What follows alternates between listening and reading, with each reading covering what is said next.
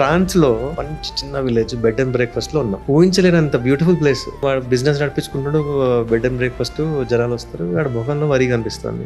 ఏమైనా ఏంట్రా బాబు నీ ప్రాబ్లం అంటే, నెక్స్ట్ సమ్మర్ హాలిడేస్ నేను ఎక్కడ వెళ్ళగలుగుతున్నా లేదా, వాడు బిగ్గెస్ట్ ప్రాబ్లమ్ ఇన్ లైఫ్ అది. సో దాంతో అర్థమైంది ఏంటంటే మనిషికి ప్రాబ్లం అనేది లేకపోతే బ్రతకలేడు. ప్రాబ్లం లేకపోతే ప్రాబ్లం క్రియేట్ చేసుకుని నాకు ఈ ప్రాబ్లం ఉందని చెప్పుకొని మనం బతికిస్తాం. సో అట్లా నా హర్డల్స్ వచ్చినప్పుడు లర్నింగ్ అవుతూ ఒక థియరీ చేసుకున్నాను. సరే ఏంటా అంటే వెళ్ళింది ఓషన్ అని.